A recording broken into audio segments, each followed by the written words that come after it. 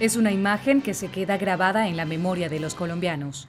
Es el 7 de enero de 1999 y el entonces presidente Andrés Pastrana, sentado en la mesa de negociación, espera la llegada del comandante supremo de las FARC para iniciar unos diálogos de paz. La silla se quedó vacía. El jefe guerrillero nunca llegó. Fue el principio de un proceso de paz que terminó en el fracaso y agudizó la profunda crisis de seguridad en que se encontraba Colombia. 3 años después, en una ceremonia enmarcada por morteros lanzados por la guerrilla contra el Palacio Presidencial, se inaugura un nuevo presidente, Álvaro Uribe Vélez. A esos bandidos les llegó la hora de la derrota. Uribe prometió mano dura frente a las FARC. Con apoyo de Estados Unidos, cumplió su promesa. Así lo explica Juanita León, una reconocida periodista colombiana que ha cubierto desde hace décadas el conflicto. Después de los 8 años del gobierno de Uribe y de toda la gran inversión que se hizo a través del Plan Colombia y de los impuestos a los empresarios colombianos, que hubo un gran fortalecimiento del ejército y sobre todo se fortaleció mucho el poderío aéreo del ejército con los bombardeos. La guerrilla tuvo que volver a una guerra de guerrillas en donde solo podía atacar con grupos chiquitos de 4 o 5 guerrilleros emboscadas, y eso cambió totalmente el equilibrio militar. Juan Manuel Santos fue ministro de Defensa de Uribe y su sucesor elegido. Ganó con ventaja las elecciones del 2010, prometiendo seguir sus duras políticas contra la guerrilla. Pero en el 2012 anunció un cambio de curso. Se han desarrollado conversaciones exploratorias con las FARC para buscar el fin del conflicto.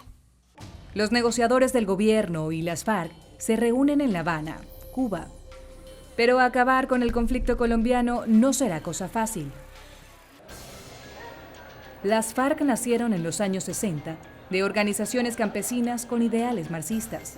A diferencia de otras guerrillas latinoamericanas nacidas en plena Guerra Fría, nunca tuvieron apoyo significativo ni de Cuba ni la Unión Soviética. Encontraron en el rentable narcotráfico los recursos para convertirse en un poderoso ejército que llegó a dominar vastas áreas rurales de Colombia. Las FARC han reclutado niños para unirse a sus filas, han masacrado poblaciones enteras, han minado al campo, han puesto bombas en las grandes ciudades y han llevado a cabo miles de secuestros. Pero las violaciones de derechos humanos no son monopolio de las FARC. Además de otros grupos guerrilleros, surgieron grupos de autodefensa paramilitar, organizaciones de ultraderecha que, según algunos cálculos, son responsables de más de la mitad de las 220.000 muertes que ha generado el conflicto, incluyendo miles de activistas de izquierda. Y el ejército tampoco tiene las manos limpias. Los militares han sido acusados de colaborar con los paramilitares. Y durante el mandato de Uribe, un escándalo reveló que hasta 3.000 civiles habían sido ejecutados por miembros del ejército y disfrazados de combatientes de las FARC, para que fueran contados como bajas de guerra.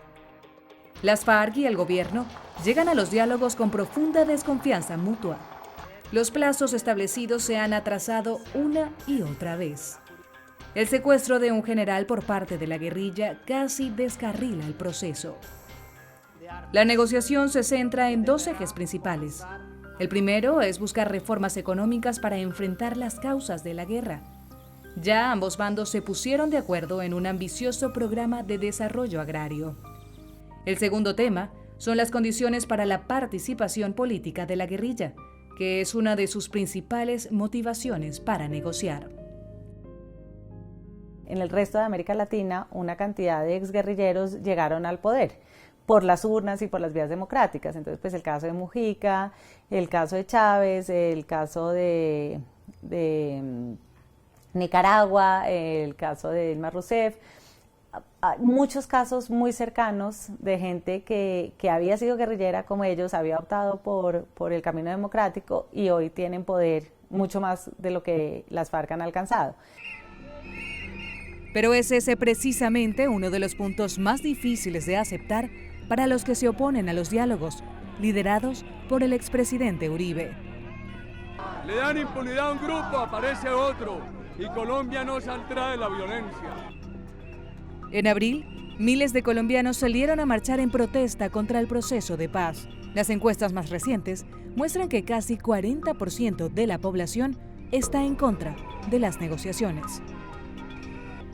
Aun si el gobierno y las FARC logran superar su desconfianza mutua y a la oposición política, un acuerdo de paz sería solo el principio de un largo proceso.